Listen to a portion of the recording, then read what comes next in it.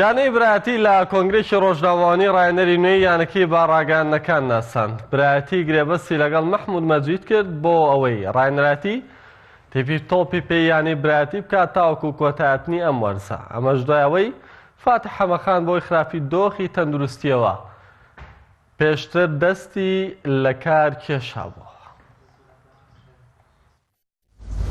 پاشەوەی کاپتن فاتح لە دوو یاری پێشتر کە لەبەرباری تەندروستی خۆی دەست لە کارکێشانەوەی ئاراستەی دەستەی کارجێڕی کرد. ئێمەش پێمان باش بوو لە ناوەڕاستی برین وەستانی قۆناغی یەکەم ئەو دەرفەتەمان بە هەڵزانی کە ڕاهێنەرێکی گونجاو پەیوەست بێ بە یانەی برایەتی و بە دەستکەوت و بە ئامانجەکانی چووکە یانەی برایەتی یانەیەکی جەماوەریە دەبایە ینی بڕیاردانەکەمان هەندێک وەکو بڵێ دیراسە و یاخود چەند کۆبوونەوەیەکی لەسەر یەکمان ئەنجامدا چ کۆبوونەوەی فەرمی چ کۆبوونەوەی نافەرمی بەزەمڕۆ پشتبەستن بە هەموو ئەو راپۆرتەی کە بەڕێز سەرپەرشتیاردایە دەستەی کارجێڕی بڕیاریماندا کە کاپتن محمود مەجید بکەین بە ڕاهێنەری یانەی وەرزشی برایەتی کە لە بەیانیەوە دەست بە مەشق و ڕاهێنانەکانی دەکا.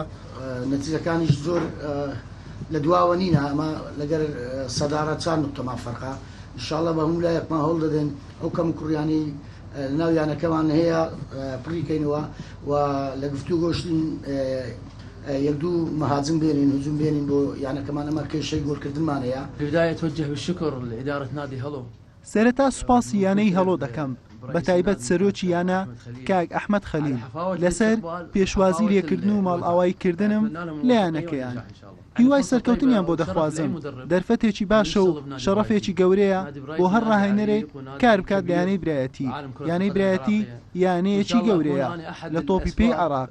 ئینشاءڵڵا دەبمە یەکێک لە هۆکارەکان لەگەڵ کارجێڕی و یاریزانەکان یانەکە بەرز بکەینەوە.